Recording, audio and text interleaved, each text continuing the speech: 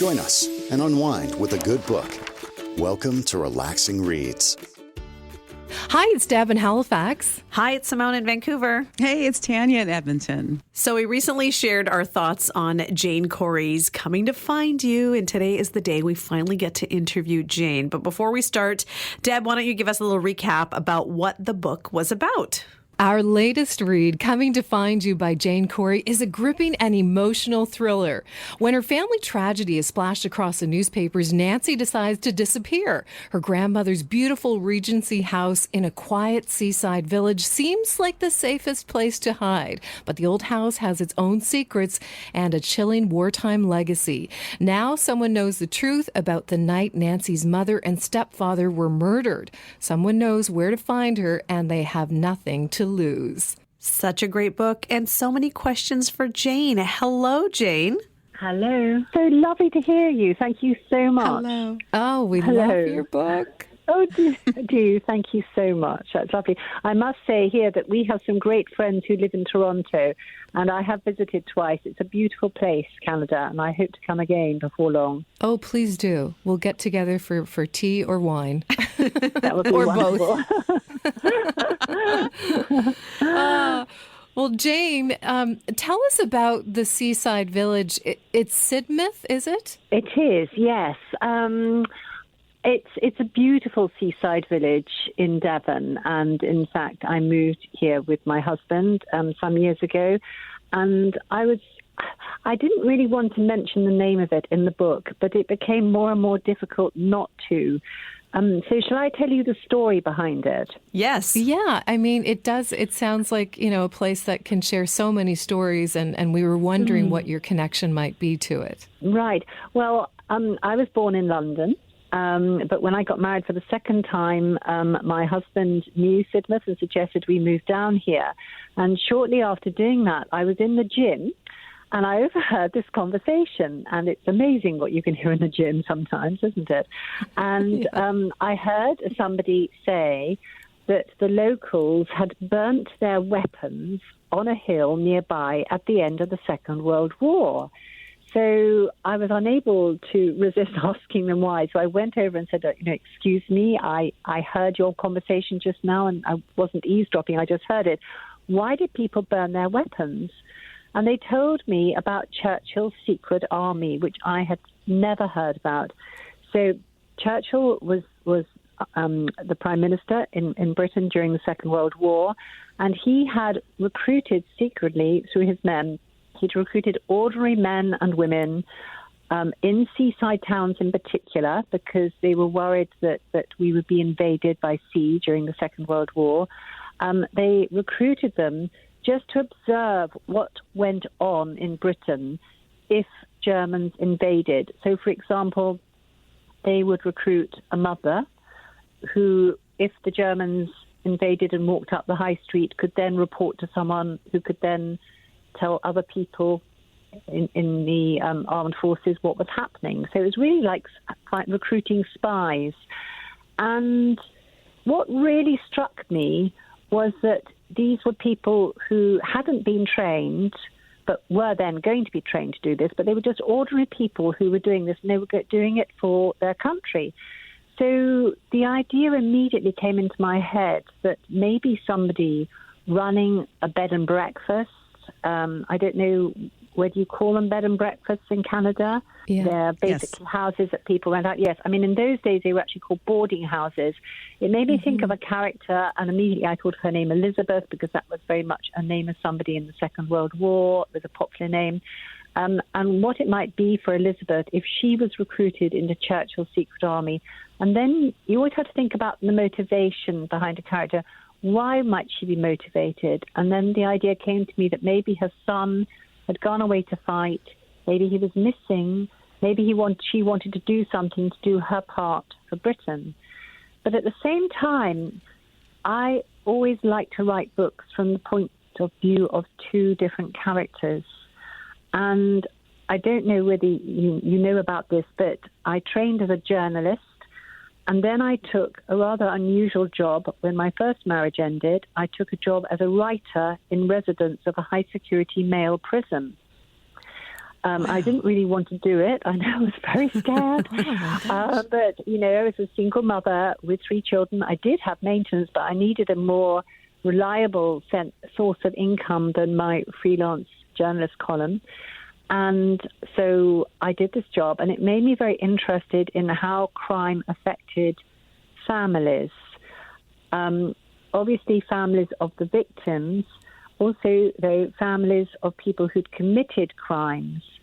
And one man said to me that his mother couldn't go out of the house after the crime that he'd committed. And I then thought about what it would be like for these people. The phrase for it in prison is called living under a silent sentence. So it's a sentence that hasn't been passed down to these families by law, but it's a sentence that they have to live under because someone in their family has done something awful. And that led to my second character, who's called Nancy. And Nancy's stepbrother has committed a dreadful crime, and she runs to the family house to escape the press interest. Now, the family house is the same boarding house that Elizabeth ran during the Second World War. They're not related. In fact, it's a bit complicated. They're sort of related through godparents, but they didn't know each other. Elizabeth is long dead, but Nancy comes to that house, and she finds out that Elizabeth once lived there, and she discovers that Elizabeth has a secret. And I can't really tell you anymore because it would spoil the plot. but it's a story about these 2 women, Nancy and Elizabeth, who live in the same house 80 years apart. And it does end happily. I do like to wrap things up happily. We actually just finished reading it, so we had a little discussion about it. We all thoroughly enjoyed it. One of the things we were talking about, because this is our first introduction to you as an author, but, you know, for all of us, it was the fact that the story just kept us going. Like there was so much suspense and plot twists, and everyone had secrets. So it was really well written, and we quite enjoyed it. But it was also interesting, like there was that little bit of connectivity between all the characters. Yes, and that's what I love doing. I love connecting characters. I love bringing them together. I also love twists. I'm not a good person to watch a drama with, because I'll say, I know what that is. I know what's happening. Well, if I was writing it, this is what would happen. And my husband would say, how do you know that?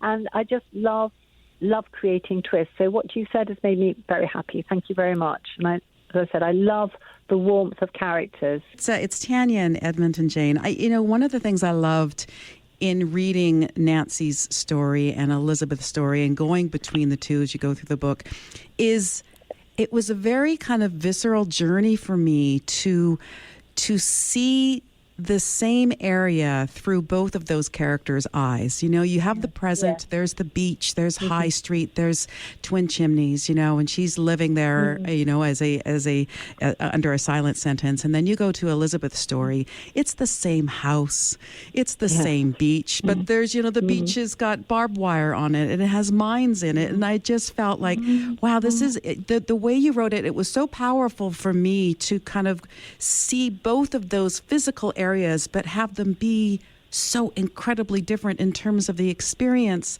that the characters were going through. Wow. Well, thank you. That's really lovely of you to say that. And that's what I wanted to create, because I wanted Tall Chimneys to be a character of its own. And when I moved here, I discovered there's a beautiful museum in Sidmouth.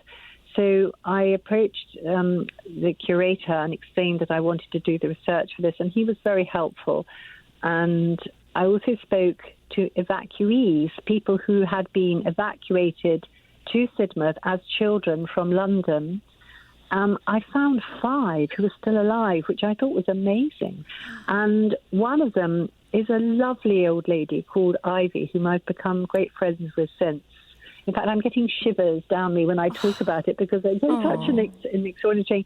And Ivy told me how she'd been evacuated down here when she was only 11, and she'd come from quite a humble family in London, and she'd been sent to a rather well-to-do house near here, where she was amazed to find that the food was served at the table under what she called silver hats. So they were those sort of, I don't know if you have them in Canada, during very smart meals, your food might arrive in a restaurant with a silver dome over it to keep it warm. And she was amazed by this, and she stayed in touch with the woman who looked after her. She went back to London in her teens, she got married, she had 3 children, and she's come back to spend the rest of her days in Sidmouth. She came back 8 years ago and decided she wanted to spend her last few years here in the place where she was so happy as an evacuee. Wow. It's amazing, isn't it? Oh, it's fascinating. And I think about the evacuees, and I think about the children, how they must have felt, but their parents sending them off. Just heartbreaking. And to have to make that decision about whether, it's meant to be safer for them, but the agony, the appalling agony of having to let your child go to a stranger. And you hear other stories about children coming back and then not bonding with their parents again. Yeah. And it's interesting to even think about, what you just shared with us about Ivy. That was obviously a very tough time in life, but a time that probably just molded who she was as a human being. And it's that place that you have that connection to. So it's so interesting that she would not want to run from that, but it brought her back there, Yes, exactly. No, it's really warming, isn't it? Yeah. It really is. The characters, but also those women and folks in real life, they were so strong and so brave. But I think it always seemed to be maybe you had to find more strength as a woman, as a mother during that time. Yeah. And I really wanted to focus on that because, without wanting to give too much away, Elizabeth didn't have a very happy marriage in the book. She had to deal with a difficult husband, but there is, as you know, a twist with that one as well. But very hard for a mother to see her children go off to war. Very hard for a mother to let their children go as evacuees. I mean, very, very difficult time, and it's a pattern that is repeated through the generations, sadly. We talk about history repeating itself. Was there a particular character that you felt a little more connected to or really enjoyed writing for? Well, there was. There was, Elizabeth in particular, I have to say. Elizabeth really made me feel, I almost felt like Elizabeth at times, but I also felt very connected with Maisie, the older Maisie, when she comes back and sees the house.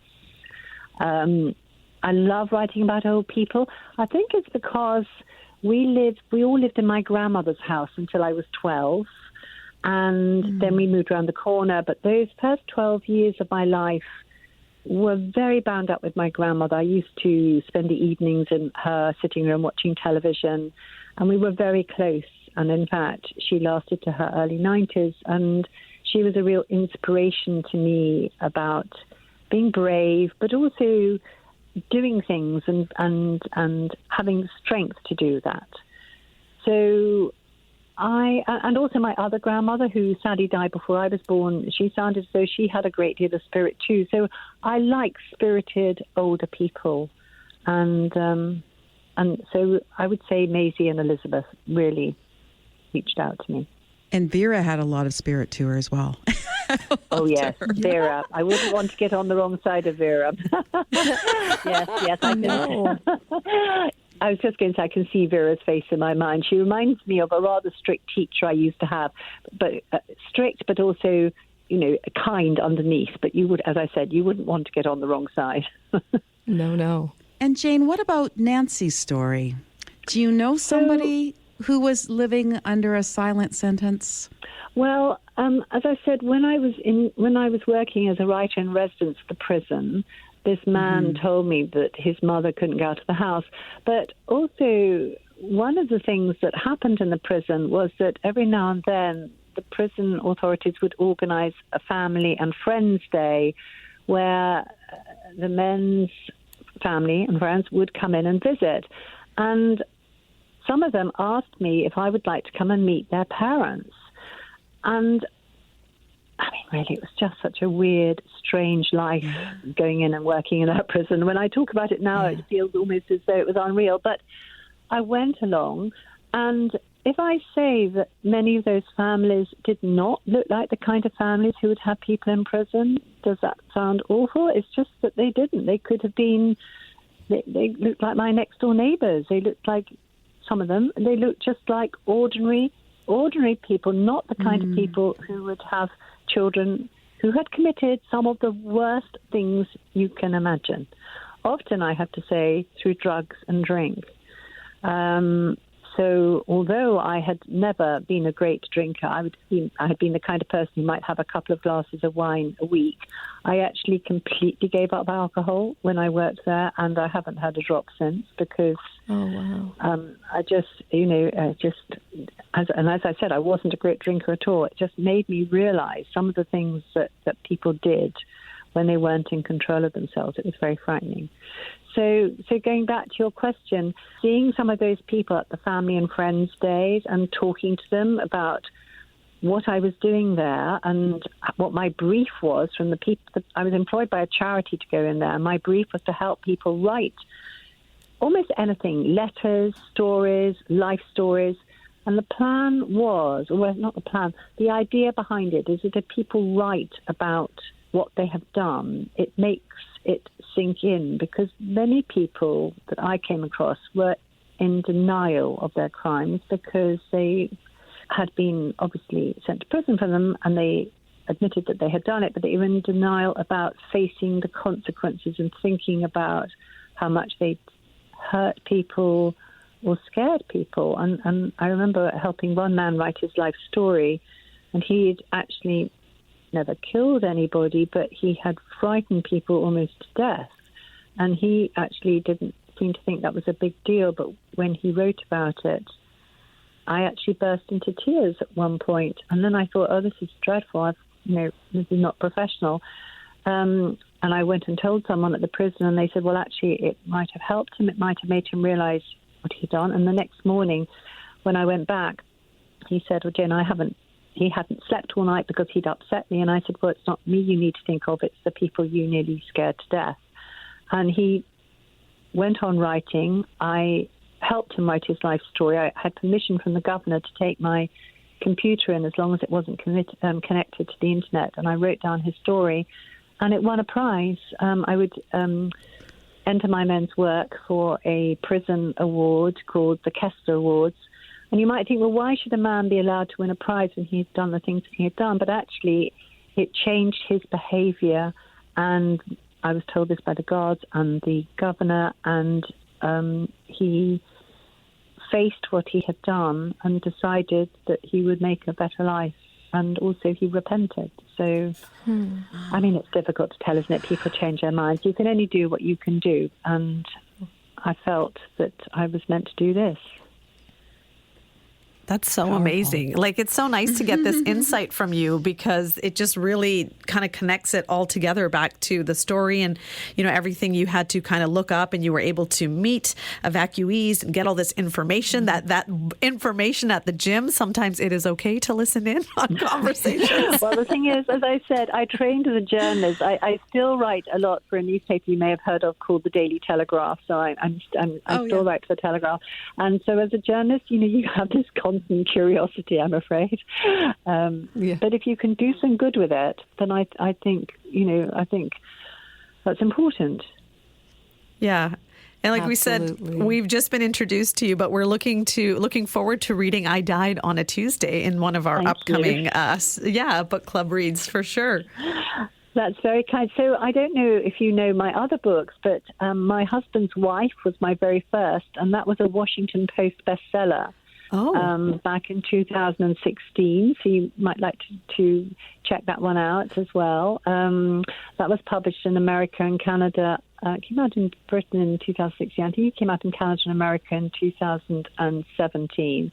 But as I said, it was a Washington Post bestseller, My Husband's Wife. And that was about a young woman, a woman lawyer, who's just come back from a rather unsatisfactory honeymoon and was sent by her boss to handle a criminal's appeal.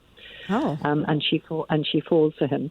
So, but I'm really, really thrilled to be published by Doubleday. I'm very excited about both books, and I hope the your audience and everyone in America and Canada enjoys them. Yeah, I'm sure they we look certainly forward will. to Yeah. catching up with what we've missed already with those reads.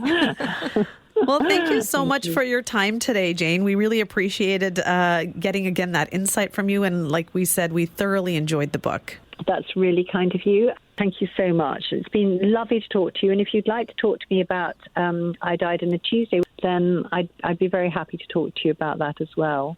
Perfect. Yes, I'm sure we will be in touch with you to get that arranged as well, for sure. Okay, Thank you. Bye-bye. Bye. Bye-bye. Oh, she's I really want to great. be her. I know. She I just wanna seems move so to lovely. a small seaside village, and Oh my gosh. I don't have a first husband, but I'll try and get a first one and then a second one. Totally.